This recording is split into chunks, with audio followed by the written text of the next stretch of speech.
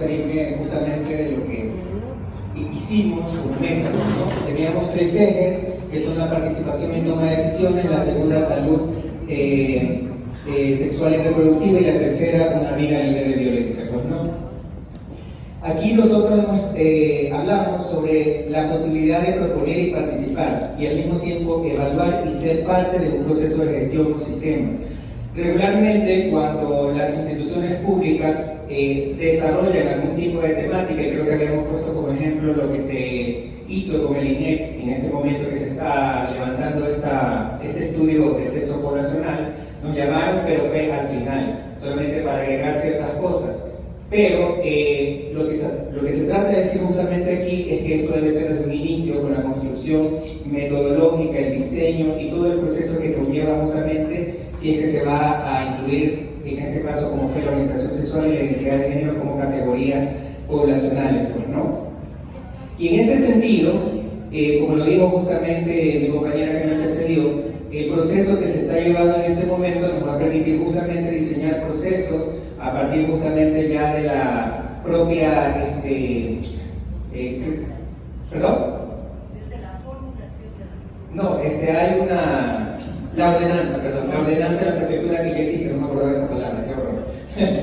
Entonces, desde la ordenanza mismo, que ya existe y que incluye a las diversidades sexogenéricas, obviamente se pueda seguir estructurando, también hablamos de los guardias y chincha, que incluye justamente atención de población y diversidades, como también lo dijo la prefecta, que a lo largo de su propia implementación salieron un sinnúmero de sectores poblacionales, como la niñez, los adolescentes, etcétera, etcétera. Hablamos también de la posibilidad de que en todas las estructuras de la prefectura, y obviamente esto también hablamos no solamente de los cantones, sino incluso de las juntas parroquiales, se puede entender el tema de diversidades, porque una cosa es lo centralizado, lo que tenemos aquí en el DM de Quito, y otra cosa son los cantones y las juntas parroquiales, en donde definitivamente el tema de diversidades no lo entienden, sobre todo sexogenéricas, ¿no? Y que aquello pueda desarrollar algún tipo de programa que permita la formación de los propios funcionarios, sensibilizarlos, capacitarlos, pero al mismo tiempo esta información sea desencadenada en el resto justamente de cantones y por supuesto parroquias, para que entiendan justamente las temáticas de diversidad sexogenérica, porque bien sabemos que, como lo dije hace un momento, no es lo mismo el DM que una parroquia cercana de acá, que lamentablemente no ve como inclusivo el tema de diversidades sexogenéricas. Aquí están talleres también de concientización en los gatos y territorios que conectan justamente con lo anterior que acabé de mencionar. El sistema de participación, que era lo primero justamente que había mencionado, también se habla acerca de la silla vacía, que de repente se puede estructurar aquello y se pueda materializar la participación de aquello, que de hecho existe pero que no se hace su uso.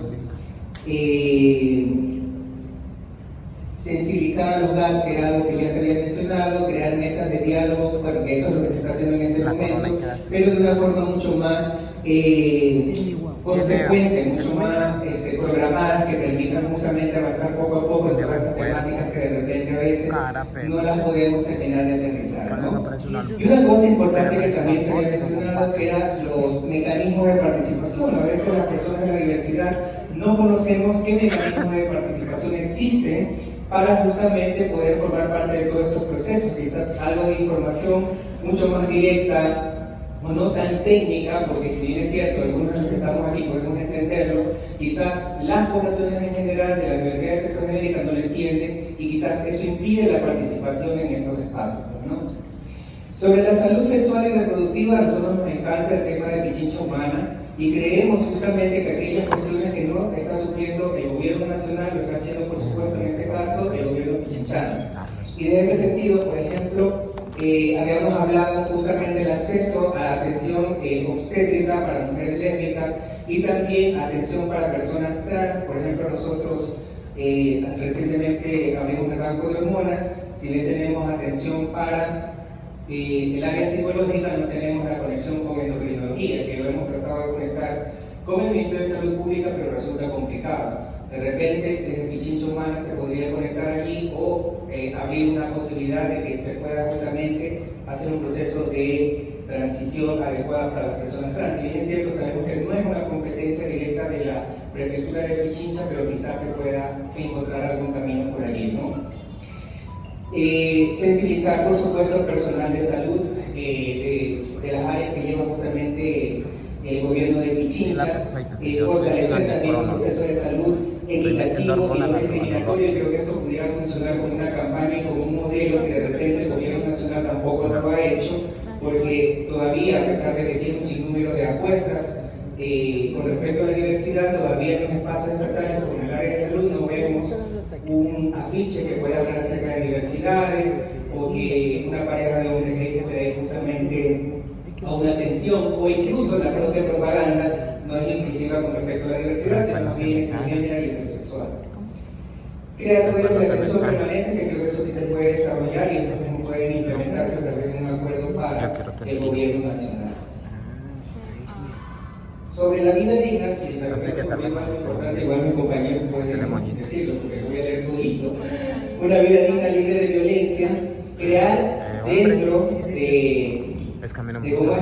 los Guardi Pichincha, conversábamos también, que de repente se cree un departamento específicamente de población LGBT, que si bien es cierto lo han venido desarrollando de una manera adecuada, creo que también es importante hacerlo como una especie de acción afirmativa institucional que permite encontrarse la prefectura,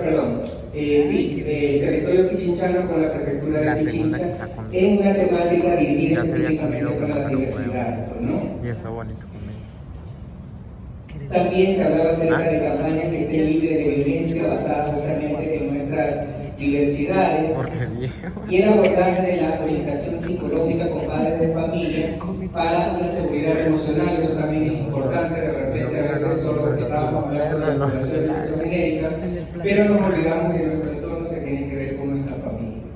Yo creo que eso es lo más importante. No sé si es que alguien de la mesa quiere operar o hablar, no sé, pero creo que hasta ahí estaría bien de nuestra parte. Muchas gracias.